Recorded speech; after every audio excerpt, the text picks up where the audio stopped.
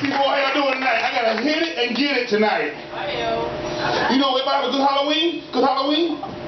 Tonight is for the kids. You know, Halloween is a wonderful holiday. And, you know, neighborhoods you go to, the lights are out, and that means the people are not participating. They're not giving out candy. But it's different in the hood. If you go to the hood, the lights are out, the light bill has not been paid. Lights are out. I saw a kid the other day, ding dong, hey little buddy, Spider-Man, and why you got a knife in your hand? It's in the hood, y'all. And transvestites love trick-or-treating. I had a guy come to my door, he was bigger than me. Ding dong, said trick or treat, I want something good to eat.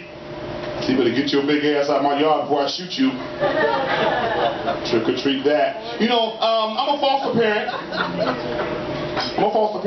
And I used to give parents what's called a respite, which is the weekend off. Right? And I treat those kids just like my own children.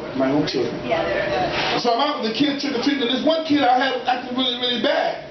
He in my house running around on the furniture with his shoes. I said, hey man, you better sit your little butt down before I beat your butt. He said, listen sir, we're foster kids, and we are wards of the state, and you can't lay a hand on us. So I took my belt off and beat the shit out of them. And they loved me. Foster parent of the year. You know, you never know how poor you are, you know. You have a good time as a kid. I was at my grandmother's house looking at some old photographs. And I'm like, Grandma, who is this little African kid right here with no shoes on, with the red dirt, running around with the chickens in the yard? She said, that's you, baby. My wife and I were going to adopt some kids a long time ago.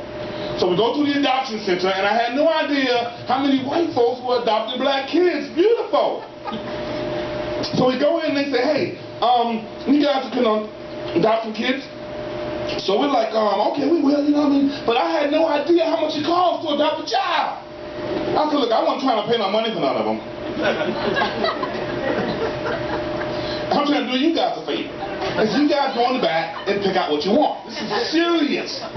So I'm in the back, I'm like, hey little buddy, you want to be adopted? He said, yes sir. I said, you like washing dishes? He said, no sir. I said, well go sit down, little messy Marvin. Hey sweetie pie, you want to be adopted? She said, yes sir. I said, you mind cleaning up your room? She said, no sir. I said, well sit down, dirty Sally.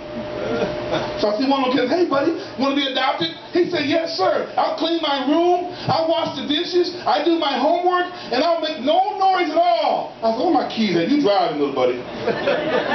So he drove me home.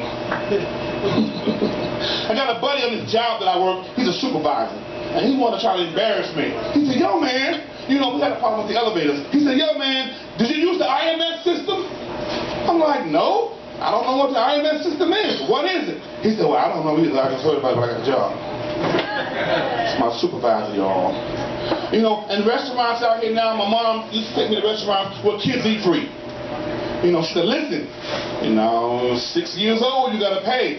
You tell that lady you're 5 years old. Okay, Mom. Get to the restaurant. She said, hey, baby, how old are you? I said, I'm 1, 2, 3, I'm 6 years old. My mom threw me the keys, said, you driving home. Sit your ass in the car for the radio. And I grew up in a single parent household. You know, my pops died early, you know, my mom did everything for me. She came to the baseball games. You know how the fathers be like, hey man, hit the ball, man, hit the ball. My mom beat the face. I was going, come on, hit the ball, man, before I tell you wear your sister's panties when your drawers are dirty. My mom, y'all. And she used to beat us. My mom used to beat us. She used to beat my little sister with a switch, my middle sister with a leather belt, and me with an extension cord. Talking about plugging into her brother, right? So she come home one day, she said, everybody's getting a beating tonight. I said, okay, so she beat my little sister with a belt, with a switch, my middle sister with a belt, and she came into my room and closed the door. I said, so what's she gonna beat me with, a switch or a belt? She said, oh no, from now on, we're doing it like this. I said, look, Mom, I'm not fighting my mother. She said, no, come on. She hit me, I said, Mom, stop playing, Mom, this is bullshit. And then she hit me with a two-piece. A two-piece is an uppercut and a hook, right? So she said, psh, psh. I said, damn, Mom. So this is bullshit. So I had to hit her with my own two-piece. Knock her ass out. I don't like fighting my mom, y'all.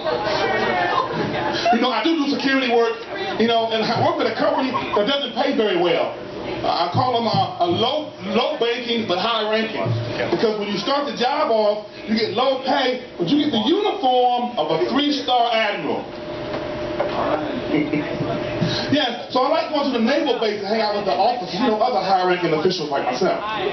So I'm on the naval base last weekend, I meet a guy, I say, "Who are you, sir?" He said, "I'm Mr. Johnson.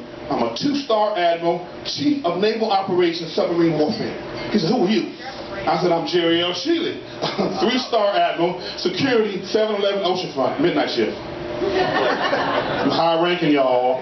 Ladies, Dr. Oz said that women pass gas 98 times per week. Ladies, we knew you were Putin. And for the guys who still believe that women don't poop, here's your theme song when you come home. That's what you hear when you come home. Right? Now, ladies, now I know why you like Yankee Candle so much. Right? You know, hey, honey, let's get some candles, you know, because the candles keep the house smelling fresh and romantic. I'm like, yeah, you walk around dropping bombs all day, we need some candles. You know? And so, you know, you're on the couch, you're like, "Hey, baby, what's that smell?" She said, "Oh, I think the neighbor's grandkids are in this weekend." That's not what I'm smelling. "Hey, Twinnie, what's that smell?" She said, "Oh, y'all trying to ignore us. Oh, I need my nails and my toes, but I need a mani and a pedi." I said, "No, you need a colonoscopy and a glass of water." What y'all doing out there? You know, at the light over there. I got one more joke for you guys. I don't know what it's going to be.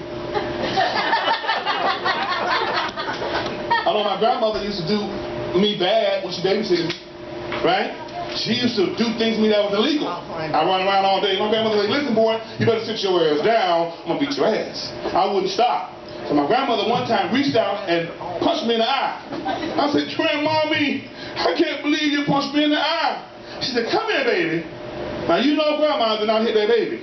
Don't you tell nobody Grandma hit that baby." I got some friends running around one day. She said, "Y'all better sit down. Y'all look on Grandma's nerve." Grandma put a gun out, shot around in the house. Boom! We said, "Grandmommy, we can't believe you shot a gun in the house." I said, "Y'all come here."